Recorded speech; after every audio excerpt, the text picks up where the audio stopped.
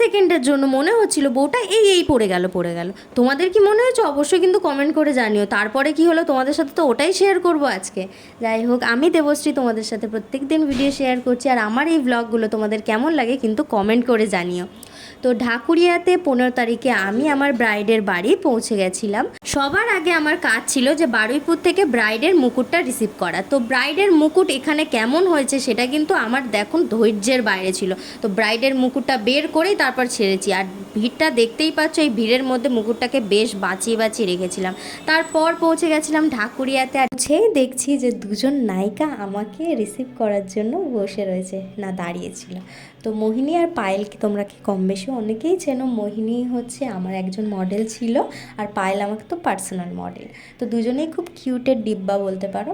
তো এই হচ্ছে পুরো গ্রাউন্ডটা নিচের এত সুন্দর ডেকোরেশন করা হয়েছিল, বাট এক সেকেন্ডের জন্য সারা দিনে আমার সময় হয়নি যে নিচে এসে আমি একটু দেখে যাব।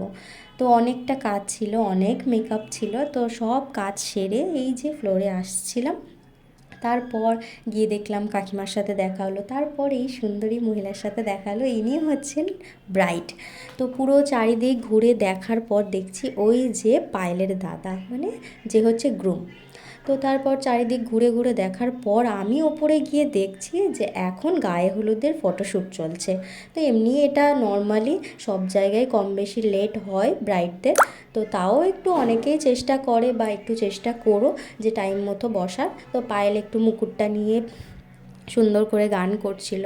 তো এই ফটোশ্যুটের কিছু ক্লিপ তোমাদের সাথে শেয়ার করলাম। তারপর ব্রাইড বৃদ্ধিতে বসলো, সেখানেও আমি কিছুক্ষণ ওয়েট করলাম। তারপর এই যে মহারানী পৌঁছে গেছেন। আর মহারানী কিন্তু শুধুমাত্র ব্রাইড না, খুব সুন্দর পোজ দিতে পারে। তো অনেক ছবি আমার কাছে এখনও এসে পৌঁছায়নি, আমি তোমাদের সাথে অবশ্যই শেয়ার করব।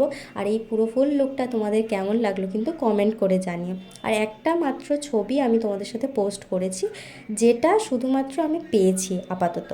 তো এই কিছু কিছু ভিডিও ক্লিপ আমি তোমাদের সাথে শেয়ার করলাম, কারণ এই টাইমে আমি খেতে ব্যস্ত ছিলাম আর পায়েল ভিডিওগুলো করেছে। তো দেখতেই পাচ্ছ বিয়ে কমপ্লিট, আর আমার ভিডিও